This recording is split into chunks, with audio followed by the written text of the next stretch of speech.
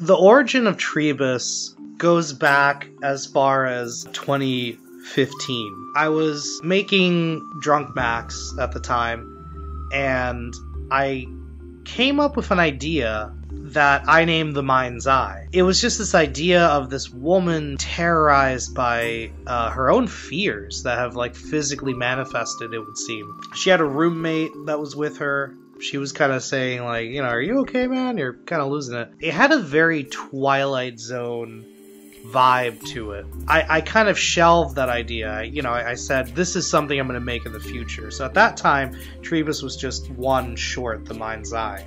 Slowly, other ideas started coming around. The idea of other worlds popped up. A man who realities keep changing around him, but he's the only consistent thing. That was an idea that came second.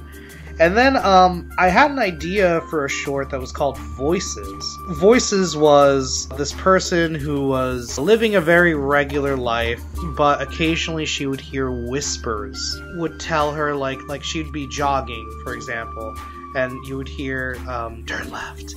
And she would turn left, and it's because a car was about to hit her, so it saved her life. When I had those three ideas, Tribus was formed. Voices ended up not happening. A lot of folks felt that Voices was very similar to The Mind's Eye. And I started seeing that too. So I chucked Voices, and for a while I thought, well, it's going to be a duology, I guess.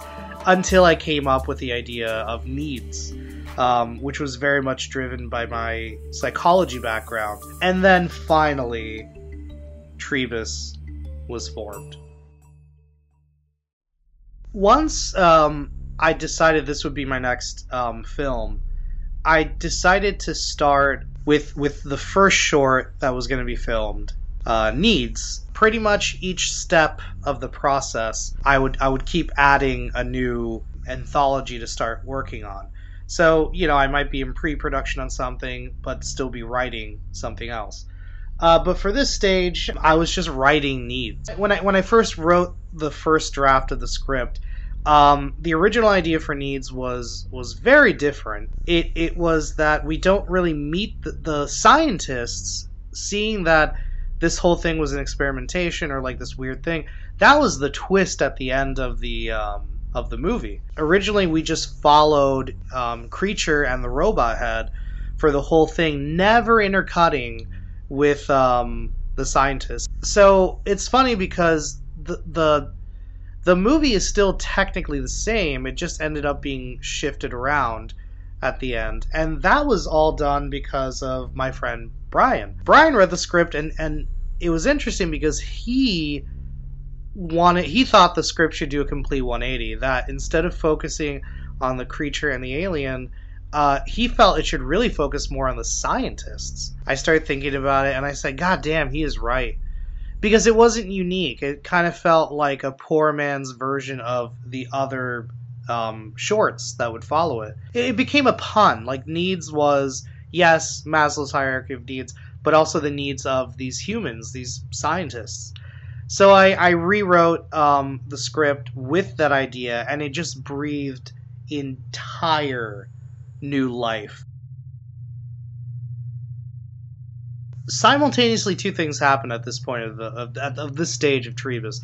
Pre-production on Needs started, and also I started writing Other Worlds. In terms of the pre-production of Needs, I knew I was going to be the creature because that suit was going to be so frustrating to wear, and I didn't want anyone else to have to do that. The robot head, I figured I'd do the voice of. The younger scientist, the not-so-sure one, I wanted Brian to play, and then the confident one I wanted myself to play. Turning over to Other Worlds, I wrote the first draft of Other Worlds. It was pretty much what I imagined from the get-go. And once I finished writing that draft, I did turn it over to Brian. Brian's draft brought more life to the characters. He has a way of dialogue that really just elevates things. A major thing he did was the confrontation at the end of the film between the man in the hazmat suit and Eli. Originally, in my draft, the Hazmatsu Man appears, starts talking to Eli, gives him a grand speech. He pulls out a gun. And he's basically like, you have to die. But then before he could pull the trigger, he disappears and the gun is left behind. And that's the same gun that Eli would use to try to kill himself until it turns into a rose. Brian was like, that's boring. And he's like, dude, you're at the peak of the movie where all this crazy shit is happening. And the confrontation is just some guy appears and starts talking to him. His suggestion was it should be an action sequence where maybe he has like this big gun thing and like, you know, the gun thing would erase him from existence. You know, so it would be like a clean death. And I said, oh, fuck, that is such a cool idea. Loved it. Instantly thought it was so great. Filming Needs was simple, but it was also kind of complicated because of how tight the environment was. You start to learn the limitations of green screen. Brian was actually dropped as Theodore during production because Brian had to get a dental procedure done. For a while he was missing some of his teeth, or a tooth, or something that was very prominent as he spoke. And I didn't want to delay the film because I really wanted to wrap filming on this so I can move on to the other stuff. So what I ended up doing, it was a very strange idea. I decided to make Theodore a clone of Timothy. And I went back and hand wrote lines to reference that this guy was a clone. While we were filming these, we were also doing pre-production on Other Worlds. It was pretty simple and straightforward, as the actors were never really in the same shot together in person. It definitely was the easiest to plan out. At this point, we started working on the Mind's Eye. So this was really the point of creating Tribus, where 3 things were going on, so everything was pretty nuts. Writing the Mind's Eye, Becca and I wrote it. I had shown her my outline of what I had written a long time ago for the Mind's Eye, and she agreed with it. She liked it. This was actually the first screenplay Becca had ever written. So I had written a draft, and I handed her the draft and said, okay, like let's work on this.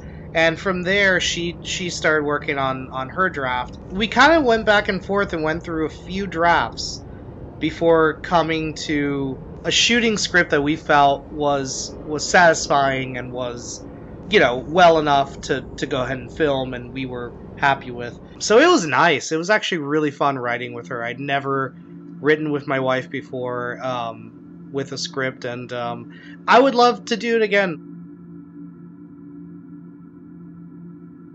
Editing Needs was complex. I learned a lot more about green screen than I did on Stab Your Attention. In Needs, a lot of where is everyone? Where's this person? How do we establish that? Do we get it? Do we know all this? The movie really came to life in editing. And, you know, it's not 100% of what I wish it was. There's some shots that I'm like, I could have lit that better, I could have done this better, I could have done that better. But I did learn a lot with the green screen. Audio was also something that was new that we edited here. This is not the first movie to be mixed in 5.1 surround sound. However, there was a turning point in my learning the standards of 5.1 surround sound. I found a guide online, and I realized I had been doing 5.1 incorrectly. Needs and Tribus as a whole is the first film of mine where the standard practices of 5.1 were adapted for this. When we started filming Other Worlds, there's multiple batches of filming days. Brian, who played the lead, did his shots over the course of 2 days. Day 1 was him doing the normal stuff. Day 2 was all the crazy stuff. We more or less shot chronologically, for him at least. So having the calm stuff and then the beginning of the crazy stuff on day 1, it kind of left him at a point where he could think about how am I going to intensify that. My brother-in-law Henry and my sister Lena did all their shots in 1 day. And then all the other shots were done on Becca and I's own schedule. Pre-production on The Mind's Eye was something else we started doing around this time. It was fairly straightforward. Because of how complex a lot of these shots were, I had planned it out that my sister would come in, I think it was around 4 days. Ultimately, however, though, this would change. This was one of the biggest things that would change once we started filming. Editing Other Worlds was a blast. Everything just fit in so well. And also, Brian just gave me so much to work with. So Other Worlds was the easiest to edit. That was a blast, and seeing it come to life, it worked very well. Filming The Mind's Eye was an endeavor, but it ultimately ended up really helping the movie. And honestly, this is where Lena's contribution shined brightly. There were elements of the script that she wanted to change slightly, and her availability began to be a lot less open. To get around that, we ended up adding more first-person scenes in the movie, and my wife ended up doubling for Lena in those first-person shots. Lena actually ended up only doing 1 day of filming. I had initially wanted her for 4. We really took advantage of the first-person sequences, and it did give the film its own visual style that I ended up enjoying. Cutting The Mind's Eye, it was scary. You know, I was going into uncharted territories, and I wasn't sure if it would work. While I was cutting the film, I'm like, is this gonna work? I have no idea. Thankfully it did, and it did very well. Lena was so good in what she did. She exceeded my expectations, and the changes we made and the special effects that we put into it, it did ultimately work out.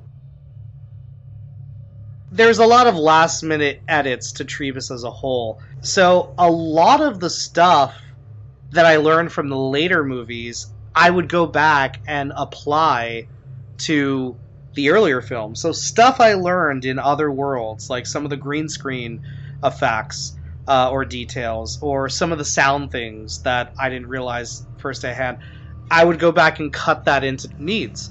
And the same thing with The Mind's Eye. Once we wrapped The Mind's Eye, there was certain things that I'm like, oh wow, you could do that? I didn't know that. And then I went back and I would apply that to Other Worlds and needs. And then finally, the movie was locked. It was completed December of 2023. The premiere was a blast. We had it February of 2024. We were going to premiere it at a movie theater. So fucking cool seeing the movie on a giant screen. You know, this was for the 20-year anniversary also of made